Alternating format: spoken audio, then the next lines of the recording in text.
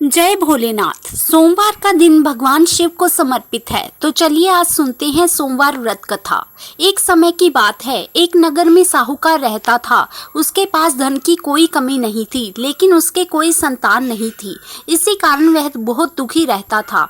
पुत्र प्राप्ति के लिए वह प्रत्येक सोमवार व्रत रखता था और पूरी श्रद्धा के साथ शिव मंदिर जाकर भगवान शिव और पार्वती का पूजन करता था। उसकी भक्ति को देखकर एक दिन मां पार्वती प्रसन्न हो गई और भगवान शिव से उस साहूकार की मनोकामना पूर्ण करने का आग्रह किया। पार्वती के आग्रह करने पर भगवान शिव ने कहा कि हे पार्वती, इस संसार में हर प्राणी को उसके कर्मों का फल मिलता है। जिसके भाग्य में जो हो उसे भोगना ही पड़ता है। लेकिन पार्वती ने साहूकार की भक्ति का मान रखने के लिए भोलेनाथ से प्रार्थना की कि यह आपका अनंत भक्त है, आपको इसकी मनोकामना पूर्ण करनी होगी। माता पार्वती का आग्रह सुनकर शिवजी ने साहूकार को पुत्र प्राप्ति का वरदान दिया, लेकिन साथ ही साथ यह भी कहा कि यह केवल 12 वर्ष तक इसकी उम्र होगी। माता पार्वती और भगवान शिव की बातचीत को साहूकार सुन रहा था। उसे न तो खुशी हुई न ही दुख हुआ। वो पहले जैसे शिवजी का पूजन करता रहा। कुछ समय के बाद साहूकार के घर एक पुत्र का जन्म हुआ। जब वह 11 वर्ष का हो गया, उसे पढ़ने के लिए काशी भेज दिया गया। साहूकार ने लड़के के मामा को बुलाकर उसे बहुत सारा धन दिया और कहा कि तुम इस बालक को काशी विद्या प्राप्ति के लिए ले जाओ और मार्ग में यज्ञ करना। जहाँ भी यज्ञ करवाओ वहाँ ब्राह्मणों को भोजन कराते और दक्षिणा देते हुए जाना। दोनों मामा भांजा यज्ञ करते और ब्राह्मणों को दान दक्षिणा देते हुए काशी की ओर चल पड़े। रात में एक नगर पड़ा जहाँ नगर के राजा की कन्या का विवाह था, लेकिन जिस राजकुमार से उसका विवाह होने वाला था वह एक आंख से काना था। लड़के के पिता को इस बात की बड़ी चिंता थी कि कहीं काना होने की बात अगर लड़की की माता पिता को पता चल गई तो विवाह से इनकार न कर दे। उसने साहूकार के पुत्र को देखकर मन में एक विचार आया। उसने सोचा क्यों ना इस लड़के को दूल्हा बनाकर राजकुमारी से विवाह कर दूं।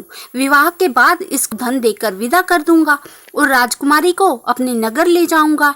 लड़के को दूल्हे के वस्त्र पहना राजकुमारी से विदा दिया गया, लेकिन साहूकार का पुत्र ईमानदार था। उसे यह बात न्याय संगत नहीं लगी।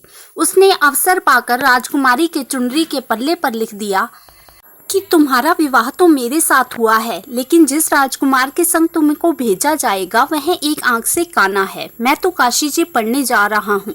जब राजकुमारी ने चुन्नी पर लिखी बातें पढ़ी तो उसने राजकुमार के साथ जाने से मना कर दिया और उसने यह बात अपने माता पिता को बताई। उन राजा ने अपनी पुत्री को विदा नहीं किया, जिससे बारात वापस चली गई। दूसरी ओर साहूकार का लड़का और उसके मामा काशी पहुंचे और वहां जाकर उन्होंने यज्ञ किया। जिस दिन लड़के की आयु 12 साल की हो गई, उस दिन यज्ञ रचा रखा था। लड़के ने अपने मामा से कहा कि मेरी तबीयत कुछ ठीक नहीं है। मामा ने कहा कि तुम जाकर सो जाओ। शिवजी के कथनानुसार वरदान अनुसार उस कुछ ही देर में उस लड़के के प्राण निकल गए। मृत भांजे को देखकर उसके मामा ने विलाप शुरू कर दिया। संयोगवश उसी समय शिवजी और पार्वती उधर से जा रहे थे।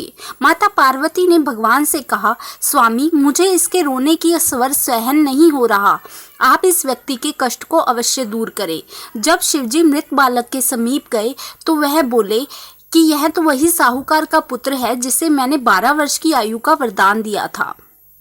अब इसकी आयु इतनी ही थी सो यह भोग चुका। लेकिन मातृभाव से विभोर माता पार्वती ने कहा कि हे महादेव, आप इस बालक को और आयु देने की कृपा करें, अन्यथा इसके माता पिता इसके वियोग में तड़प तड़प कर मर जाएंगे। माता पार्वती के आग्रह करने पर भगवान शिव ने उस लड़के को जीवित कर दिया। शिवजी की कृपा से वह लड़का जो है वो जीवित हो गया। शिक्षा समाप्त करके लड़का मामे के साथ अपने नगर की ओर चल दिया। दोनों चलते हुए उसी नगर में पहुंचे जहां लड़के का विवाह हुआ था। उस नगर में भी उन्होंने यज्ञ का आयोजन किया।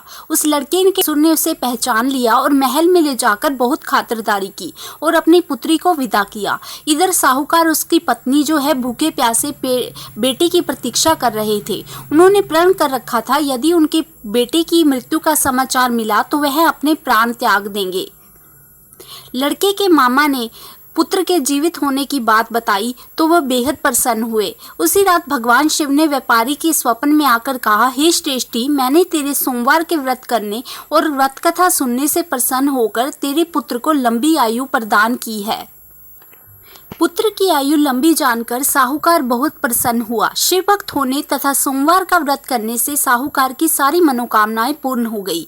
इस प्रकार जो कोई भी सोमवार व्रत करता या कथा सुनता है, भोलेनाथ जो है उसके सारे दुखों को दूर करते हैं और उस पर अपनी आशीर्वाद रखते हैं।